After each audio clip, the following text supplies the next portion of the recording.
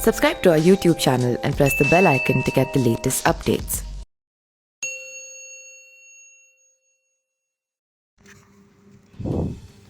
बॉलीवुड की मशहूर सिंगर अलीशा चिनॉय एक वक्त में इंडस्ट्री की टॉप सिंगर्स में शुमार थी। वो अपने गाने मेड इन इंडिया से रातों रात स्टार बन गई। अलीशा को इस गाने के लिए इंटरनेशनल बिलबोर्ड अवार्ड से भी नवाजा जा चुका है।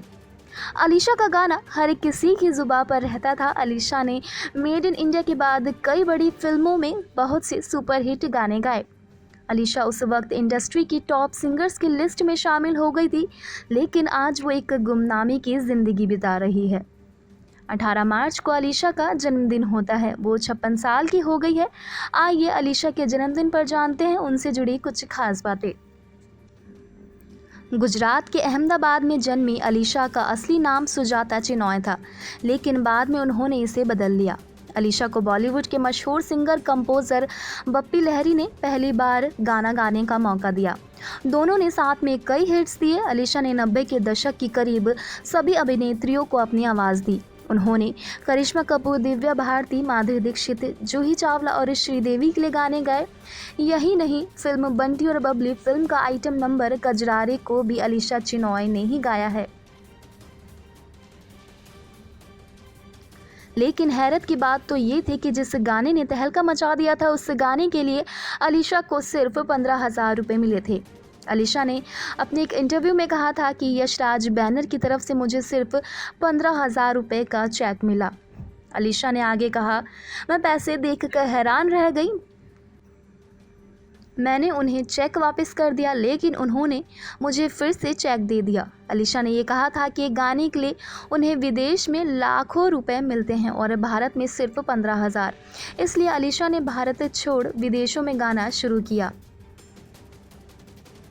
उन्होंने अपने एक इंटरव्यू में ये भी खुलासा किया था कि आज भी कई प्रोडक्शन हाउस सिंगर से फ्री में गाना गवाते हैं, जो बहुत ही शर्मनाक है। अलीशा ने आखिरी बार साल 2013 में फिल्म क्रिश 3 के गाने दिल तू ही बता में अपनी आवाज़ दी थी। तब से अलीशा का एक भी गाना सामने नहीं आया है। अब अलीशा विदेशों में कॉन्सर्ट करने पर मजबूर है, क्योंकि भारत में उन्हें काम मिलना बंद हो गया है।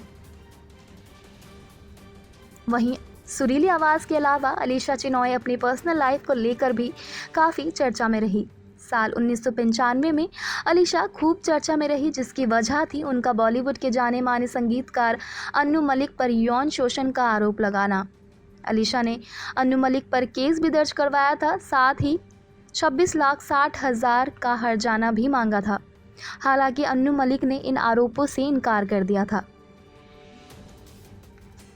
इसके बाद फिर अन्नू ने अलीशा पर मानहानि का केस दर्ज करके 2 करोड़ रुपए की मांग की। हालांकि कुछ सालों के बाद मामला आपसी समझौते के जरिए ख़त्म कर दिया गया। समझौते के बाद अलीशा ने अन्नू मलिक के साथ साल 2003 में आई फिल्म इश्क विश्क में गाना गाया।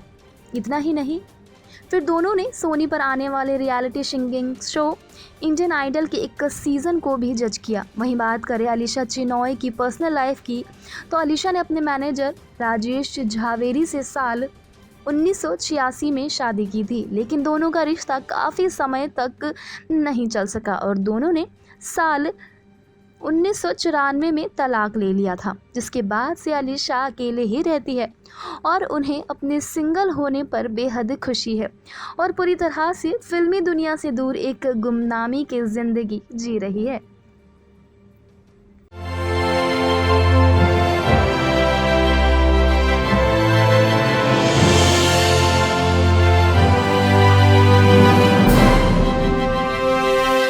Subscribe to our YouTube channel and press the bell icon to get the latest updates.